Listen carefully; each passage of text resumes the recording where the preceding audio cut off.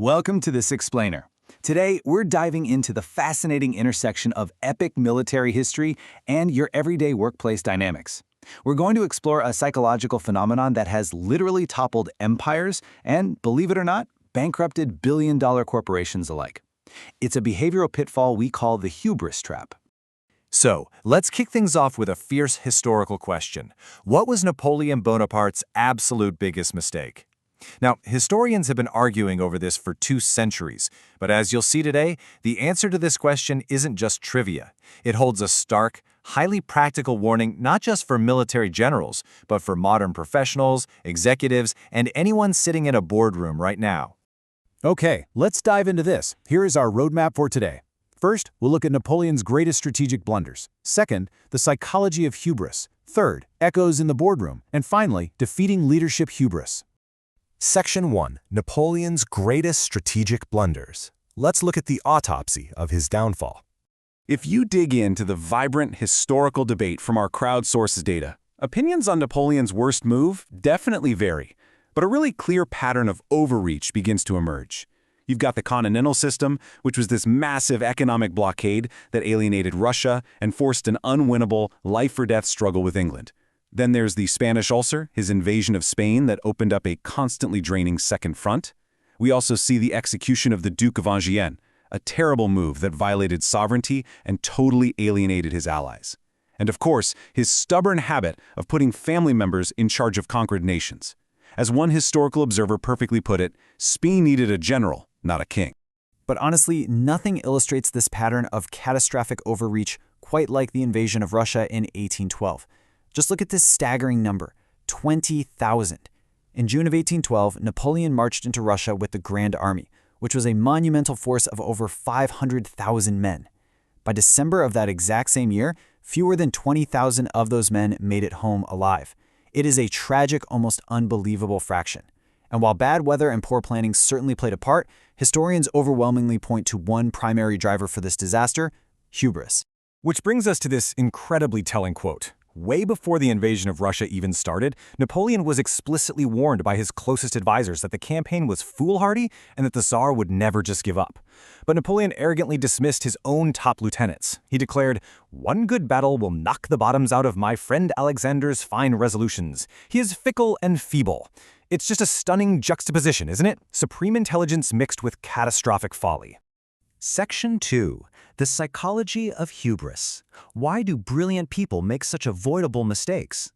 Well, we first need to define our central disease very clearly. Hubris is defined as exaggerated pride, self-confidence, or arrogance, which frequently results in retribution. And it's really important to understand that Napoleon didn't start out delusional. Before the Russian attack, he had racked up an astounding record of 35 wins versus only 3 losses. Through all those campaigns, he developed immense confidence. But over time, that well-earned confidence mutated into a highly dangerous sense of absolute invincibility. Now, what's really interesting about this slide is how it grounds the academic theory visually.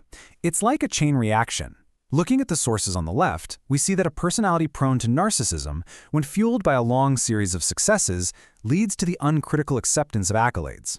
Basically, when everyone constantly tells you you're a genius, you start to believe you're completely exempt from the rules. This breeds acute hubris. And the implications on the right? They are devastating.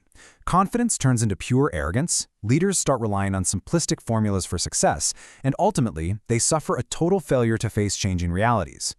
And this brilliantly illustrates how we can bridge the historical right into the modern day. Using this mirrored technique, we can see how Napoleon's unbridled drive to dominate the Tsar, really just because Alexander was the last monarch he hadn't subjugated yet, has a direct modern equivalent. In the corporate world, this trait perfectly mirrors overpriced corporate acquisitions.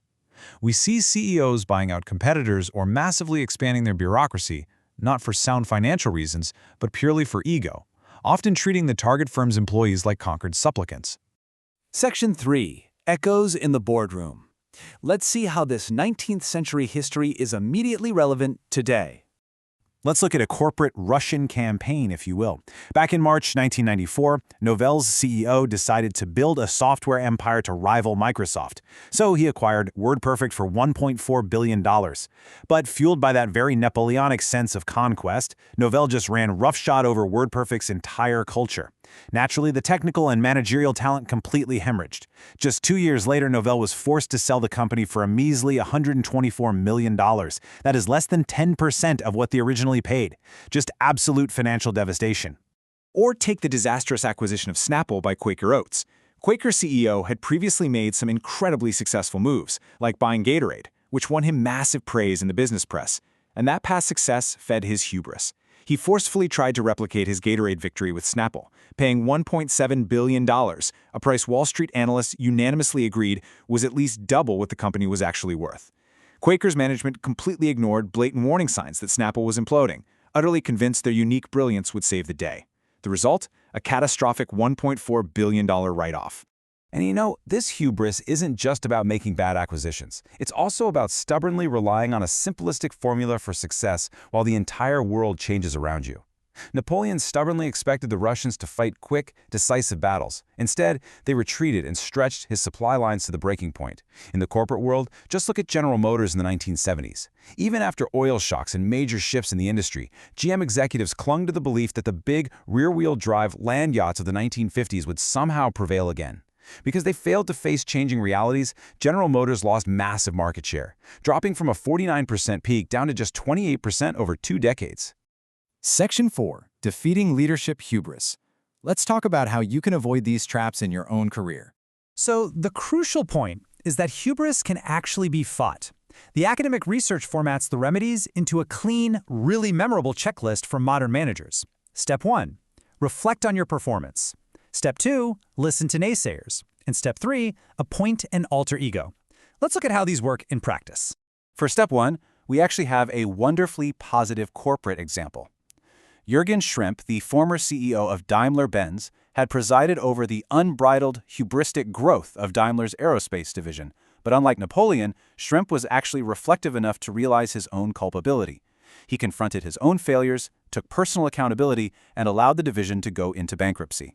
That deeply painful self-reflection actually drove long-term success, resulting in a 45% appreciation in Daimler's share price over the very next year. Steps 2 and 3 are all about who you allow to influence you. Executives exhibiting hubris tend to fall into the trap of groupthink, surrounding themselves with sycophants who simply echo whatever the leader wants to hear. This quote from Napoleon's first wife, Josephine, perfectly captures this fatal flaw. She wrote, "In his presence, no one had the right to hazard the slightest contrary observation." To survive, you must do the exact opposite. You have to build a diverse team with the courage to argue for alternatives and openly discuss dissenting views without any fear of retribution. Which brings us to our final slide and a provocative thought I really want to leave you with today.